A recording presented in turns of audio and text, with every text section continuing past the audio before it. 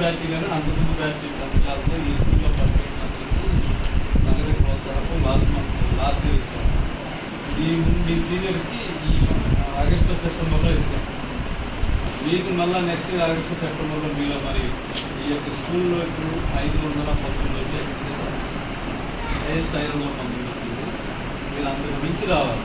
తక్కువ కూడా ఎప్పుడు కొంతమంది 400 చెట్లు చెప్తారు, 510 రేపు 550 ఆ రేపులో పెరగాలి. తగ్గారనుకోండి మళ్ళీ మీకు స్కూల్ వాల్యూ ఉండదు, మీకు కూడా ఉండదు స్టూడెంట్స్.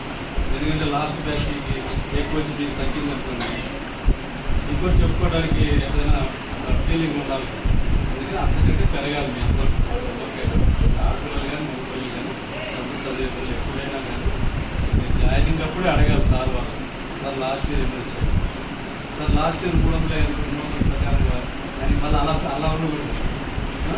ఇప్పుడు కూడా పెరుగుతూ ఉండాలి. ఇప్పుడు కూడా అప్పుడు ఏంటంటే మన స్ట్రెంత్ మన ఫ్రెండ్స్ అందరూ చెప్పాలి. మీరు చదవగా కానీ మీ ఫ్రెండ్స్ అందరూ కూడా నెక్స్ట్ ఇయర్ చెప్పండి.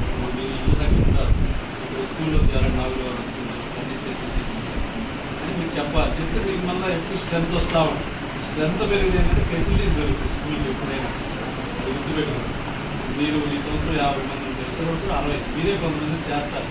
పక్క స్కూల్స్లో వాళ్ళు కానీ మీ ఫ్రెండ్స్ కానీ మీరు పక్కన వాళ్ళు కానీ అన్ని చేర్చాలి. ప్రభుత్వం ఫెసిలిటీస్ ఇస్తుంది. కానీ మీరు అందరూ చక్కగా చదవాలి.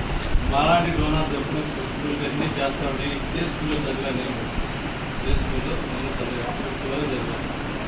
ఇప్పుడు నేను నెల్లూరులో ఉంటాను. ఓల్డేజ్ ఉంటుంది గీతామయ్య ఉంటాను. నేను ఇప్పుడు అన్నింటిలో ఉంటుంది. అలాగే గీతామయ్య బాలభవన్ ఉంది. మన 50 మంది పిల్లలు ఉంటారు. మా పేరు విద్యార్థులు వాళ్ళందరికీ ఏమిస్తాం, మీరు కూడా అవే ఇస్తూ ఉంటారు.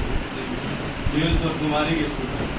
లాస్ట్ టైం మండలం మొత్తం 10th క్లాస్ ఫస్ట్ వచ్చిన ఈయన ఏంటంటే కావలి నియోజకవర్గం మొత్తం ప్రగతి మండలం, అల్లూరు, గోగోలు ప్లస్ కావలి టౌన్, రూరల్ దాదాపు 40 స్కూల్స్ 35 స్కూల్స్ ఉన్నాయి.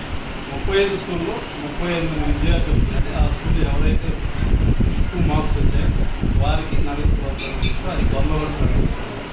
హెచ్ఎం గారికి పెడతాను, సర్వే పెడతాను, మన టౌన్ ఎమ్మెల్యే గారు వచ్చి చేస్తాను.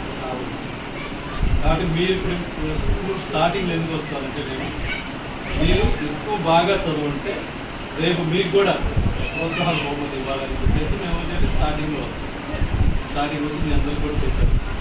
ఎందుకంటే మేము కొంచెం చెప్పేదే మీరు కూడా కొంచెం ఒక ఆలోచన ఉంటుంది కదా.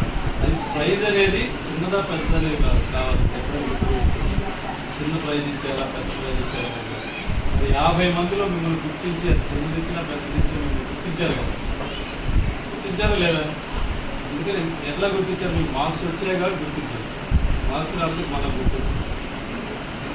అందుకని ప్రతి వాళ్ళు కూడా కష్టపడి చదవండి. మీరు కూడా భవిష్యత్తులో ఉపయోగపడే విధంగా ఉండాలి. నేను చదువుతాను, మీరు ఉద్యోగాలు మాలాంటి ఉద్యోగం చేస్తున్నాను. ఈ పరిసర ప్రాంతాల్లో గవర్నమెంట్ స్కూల్లో చదువుతున్న పేద విద్యార్థులు ఎప్పుడైనా సహాయం చేసి నేర్చుకోవచ్చు. నేను మీకు చేస్తుంటే నాకు వస్తూ ఉంటుంది. నేను మీకు చేయకపోతే నాకు రావు.